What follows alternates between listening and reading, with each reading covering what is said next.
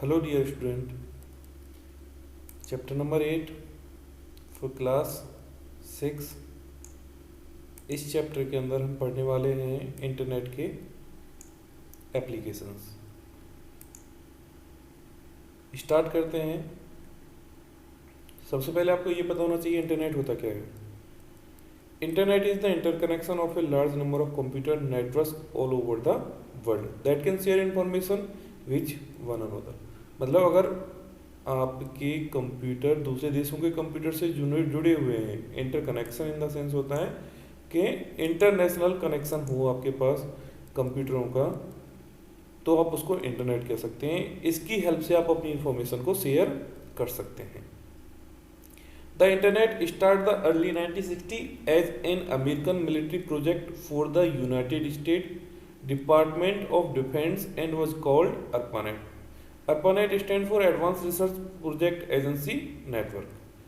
कहने का मतलब है कि जो इंटरनेट स्टार्ट हुआ था वो जल्दी 1960 में चालू हुआ था, जो एक अमेरिकन मिलिट्री प्रोजेक्ट के लिए यूज हुआ था यूनाइटेड स्टेट में, जिसका डिपार्टमेंट का नाम था ARPANET।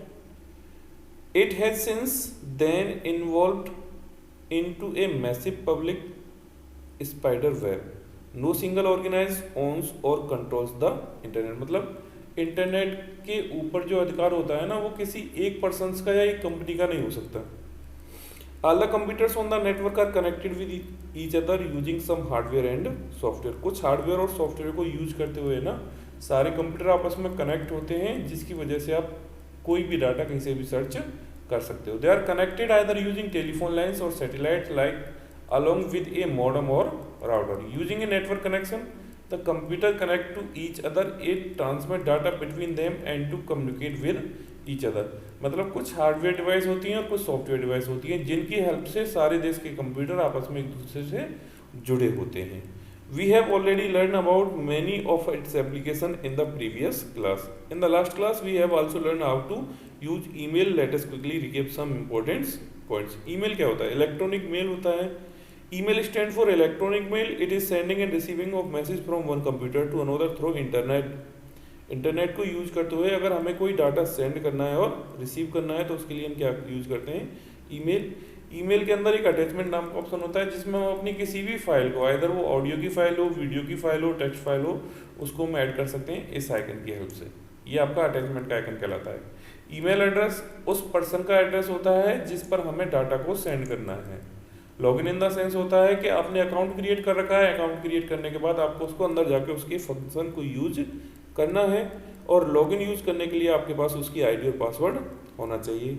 इनबॉक्स वो जगह होती है जहाँ पर तुम्हारे मेल होते हैं। Drafts this contents emails that you have composed but have not send. ये वो लोकेशन होती है जहाँ आपने मेल को क्रिएट तो कर लिया है लेकिन उसको सेंड नहीं किया है।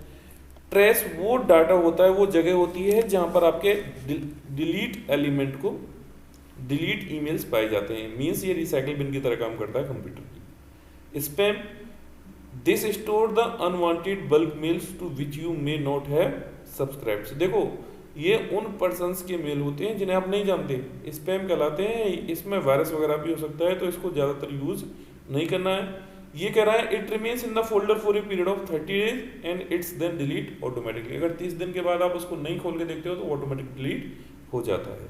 कंपोज प्रोसेस होती है जहाँ पर आप कोई मेल क्रिएट करते हो। सेंट मेल मतलब भेजे जाने वाले जो मेल भेजे जा चुके हैं उस सेंट मेल के नाम के फोल्डर में सेव होते हैं। लॉग आउट आप अगर अपने अकाउंट से बाहर आ जाते हो।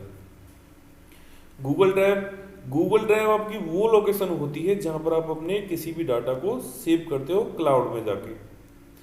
क्लाउड स्टोरेज क्या होता है? Cloud storage means that data is stored on remote server which can be accessed using the internet. You can share document using Google Docs and slides etc। मतलब ये वो लोकेशन होती है, ये आपके सिस्टम में जाके सेव नहीं होता है डाटा, ये डाटा आपका सर्वर पर सेव होता है जिसको आप इंटरनेट की हेल्प से ही एक्सेस कर पाते हो। अगर आपको ये यूज करना है तो इसके लिए आपके पास एक गूगल अकाउंट होना जरूरी है। Organize Google Drive.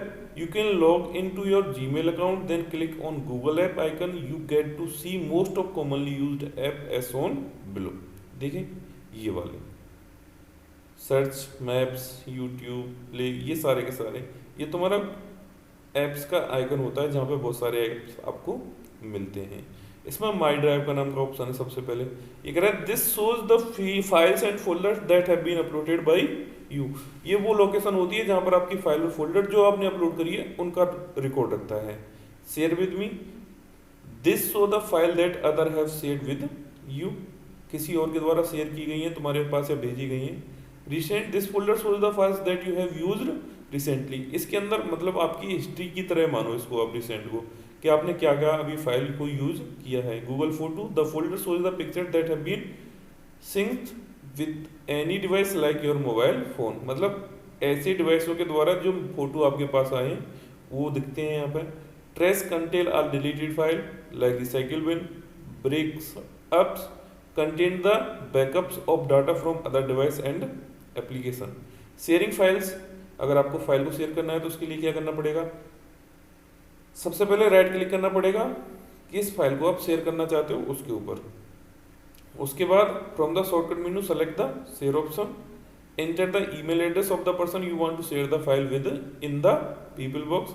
यहाँ से जाके शेयर का ऑप्शन आ गया, यहाँ से जाके पीपल में जिस पर्सन के पास आप डाटा को शेयर कर। एक चीज और मैं बता देता हूँ, यहाँ पे वो मेल ऑलरेडी दिखने लग जाते हैं जिन लोगों के साथ आपकी कन्वर्जेशन हुई है, बातें हुई हैं। Click on the drop down arrow next to edit symbol, अगर आपको कोई सिंबल वगैरह एडिट करना है तो उसके लिए ये ऑप्शन होते हैं, can edit, can comment or can view. Click on send, email is send to all the people with whom you have shared the file, उन लोगों के पास सेंड हो जाएगा जिनका एड्रेस आपने वहाँ पे लिखा है। The person can open the mail and click open to directly open the shared file, वो पर्सन भी आपके मेल को डायरेक्ट ओपन से जाके खोल सकता है या फिर इनबॉक्स में जो मैसेज हो रहा है वहाँ से जाके। Uploading file, many times it is easier to carry important documents such as your ID proof or some other official document as a photocopy। अगर ये आपको सर्वर पर डालने हैं, सेव करने हैं, देखो एक चीज मैं बता देता हूँ, अगर आप अपने लैपटॉप से कोई डाटा को सर्वर पर सेव कर रहे हो तो वो अपलोड कहलाता है। उसके लिए क्या करना पड़ेगा, गूगल ड्राइव ओपन कर लेनी है आपको, गूगल ऐप्स में से जाके क्लिक ऑन न्यू, ये वाला पोर्शन ये देखें एक बार जहाँ पे मेरे माउस का कर्सर मूव कर रहा है। उसके बाद फाइल अपलोड ऑप्शन आता है और फोल्डर अपलोड ऑप्शन आता है। अब वो आपको कौन सी फाइल और कौन सा फोल्डर को अपलोड करना है, फाइल को अपलोड करना है तो फाइल पर क्लिक करेंगे और फोल्डर को अपलोड करना है तो फोल्डर पर। The file open dialogs will open, select the file folder you want to upload, इसमें से जिसको भी आपको अपलोड करना है उसको सेलेक्ट कर लें और अपलोड पे क्लिक कर दें, आपका फाइल और फोल्डर जो भी है वो अपलोड कंप्लीट हो जाएगा। इसके बाद नेक्स्ट जो टर्म्स आती है इंटरनेट की उसका नाम है ई कॉमर्स। कॉमर्स क्या होता है पहले कॉमर्स देख लेंगे। Commerce is the activity buying selling of goods and service specially for money.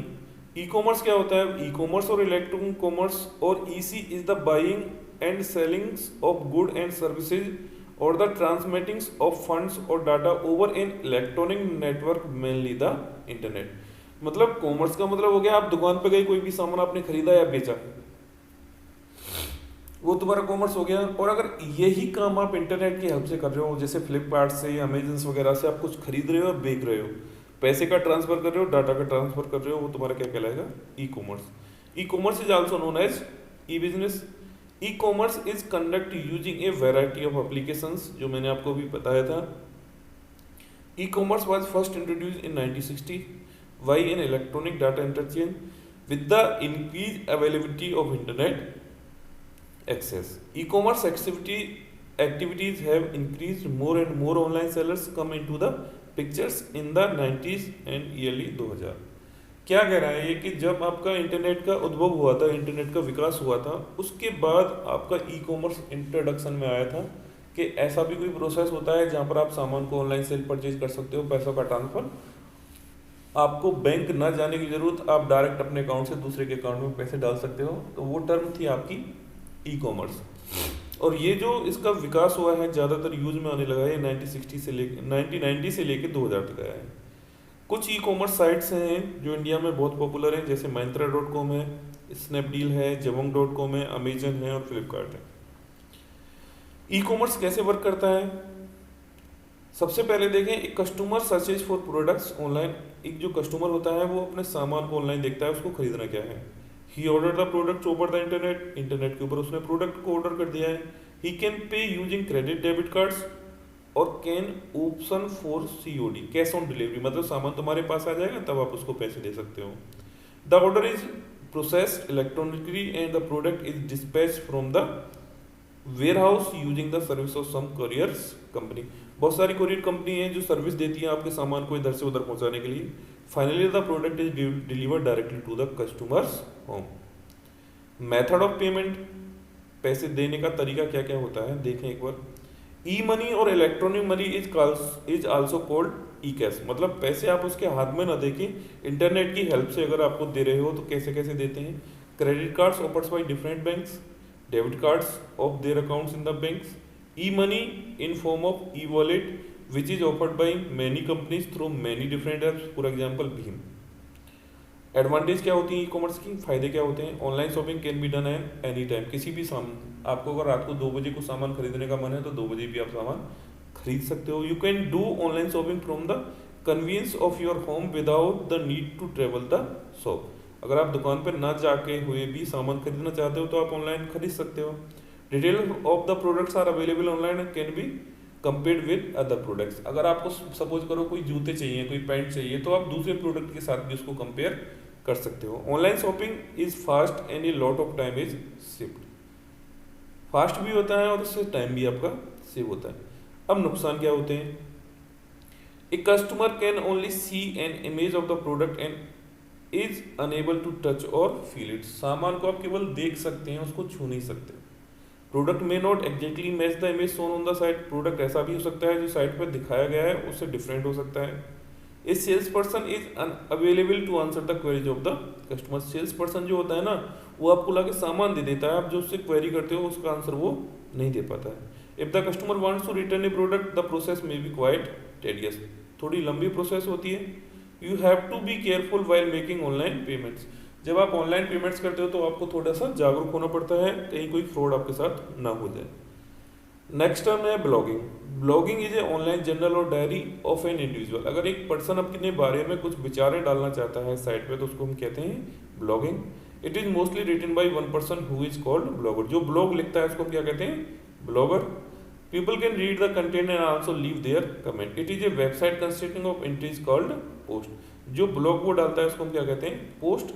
The post appear in reserve chronological order with the most recent entry appearing first. सबसे पहले उस blog को दिखाते हैं जिस ब्लॉग पर आपके ज़्यादा से ज़्यादा कमेंट आ रखे होते हैं। ब्लॉग लिखने का पर्पज क्या होता है। A blog is generally use to tell about the individual view of any particular topic. किसानों का जैसे आंदोलन चल रहा है फिलहाल के टाइम पर, अगर इसके बारे में आपको कोई टिप्पणी करनी है तो आप अपनी बात को केवल वहाँ पर लिख सकते हो और जो आप लिखोगे उसको हम क्या कहेंगे, ब्लॉग। ब्लॉगिंग क्या होती है, the act of writing a post for a blog, वो ब्लॉगिंग कहलाती है। ब्लॉगर वो पर्सन होता है जो ब्लॉग क्रिएट करता है। Blog sphere the online community of blog and blogger. अगर ऑनलाइन कोई कम्युनिटी बनी हुई है तो उसको हम आपका कहते हैं blog sphere. There are many free sites which provides layout for designing a blog, WordPress, blogger और थंबलर। ऐसी साइट हैं जो आपको ब्लॉग लिखने का प्रोसेस प्रोवाइड कराती हैं। The major difference between a blog and a website are as follow. A blog is managed by a individual or team of authors. Readers can comment on the topic in a blogs. Blogs are more updated. The article in a blog are called as post. What is podcasting? A podcast is an audio or video broadcast that is distributed over the internet. Podcast जो होता है एक आपका process होता है जहाँ पर आप ऑडियो और वीडियो को डिस्प्ले करते हो। It usually has a format similar to a radio or television so the people can subscribe to it on the web. Podcasting is a free service that allow internet user to download audio files from a podcast website. Website से आप audio और video को भी download कर सकते हो। The can then listen to them on their computer or digital audio players at their convenience. Most portal media player support podcast. समझ में आया, पॉडकास्ट आपका एक तरीका है जहां पर आप अपनी किसी ऑडियो और वीडियो को ब्रॉडकास्ट करते हो। लोग वहां से उसको डाउनलोड भी कर सकते हैं, डाउनलोड करने के बाद उसको सुन भी सकते हैं जहां पर वो फ्री हो। पॉडकास्ट क्रिएट कैसे होता है। पॉडकास्ट क्रिएट करने के लिए कह रहा है you can use a web browser to download a podcast manually. You have to type the topic that you want in the search box. For example computers. You use to click on subscribe when you find a podcast you want to watch or listen. मान के चलो आप computer से related कोई podcast देखना चाहते हो तो सर्च बॉक्स में जाके आपको कंप्यूटर पर क्लिक करना पड़ेगा, कंप्यूटर सर्च करना पड़ेगा. सर्च करने के बाद आप उसको देख सकते हो और सुन सकते हो. यहाँ पर कुछ पॉडकास्ट मैनेजिंग वेबसाइट्स हैं. These programmers automatically detect when a new episode is available and will download it for you. Some example include Juice for Mac and Windows and Gpodder for Linux and Windows. You can record a podcast as easily you can listen to one. Follow the step below to create a podcast. अगर आपको एक podcast create करनी है तो उसके लिए आपको क्या करना पड़ेगा? Plug A microphone into your computer. Microphone plug in कर लें. Your computer should have an audio recorder. If it does not, then you have to install one. Audacity is a free software used for audio recording. मतलब यहाँ पे audio recording के एक software के बारे में बताया गया है. यू कैन टॉक, सिंग और record music and create an audio file. Save the recording on your computer. Finally upload the audio file on to one of the podcasting site. You can create a video podcast or video cast is called in a similar manner. इसी तरीके से आप किसी video podcast को भी create कर सकते हो. कुछ पॉपुलर वेबसाइट है जैसे सिंटैक्स है, क्रसेज है, मेड इन इंडिया है, द रियल फूड पॉडकास्ट हैं, जो कुछ नए नाम हैं आपकी पॉडकास्ट क्रिएट करने के लिए. आशा करता हूँ आपको ये वीडियो अच्छी लगी होगी. इससे रिलेटेड अगर अच्छी वीडियो और देखनी है तो मेरे चैनल को लाइक और सब्सक्राइब करें. मैं आपके लिए ऐसी बहुत सारी अच्छी वीडियो इन फ्यूचर लाने वाला हूँ. Thank you and have a nice day.